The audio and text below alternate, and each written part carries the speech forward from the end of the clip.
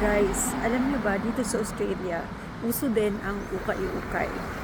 So, tara, samahan niyo ako today at dalhin ko kayo sa isang ukay-ukay dito sa Australia. Or they called it thrift shop.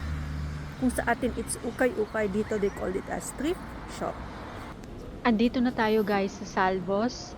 Isa ito sa mga ukay-ukay shops dito. Actually, ito din yung Salvation Army sa US, pero they call it Salvos dito.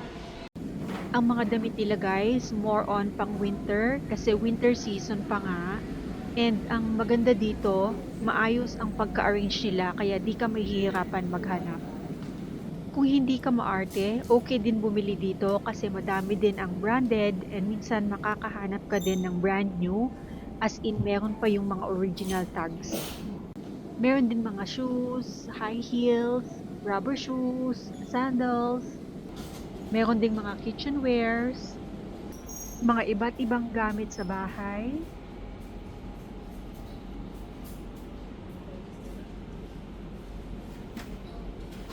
May mga pillows din mga throw pillow or bed pillows.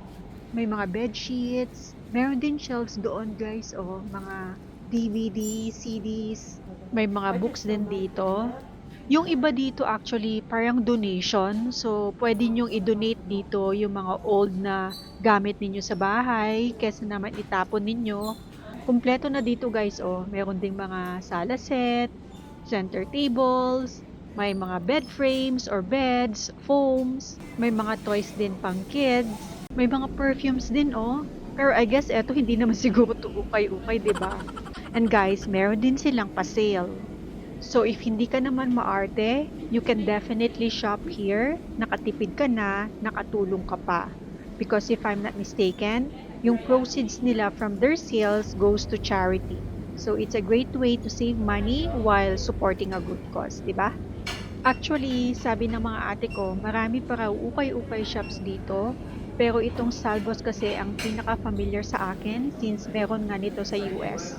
Before kasi madalas din kami mag-thrifting ng mga workmates ko kaya medyo nostalgic din sa akin na makita ito ulit dito sa Australia. I think etong op shop is a thrift shop din dito sa Australia. That's it for today guys. Yun lang. Bye!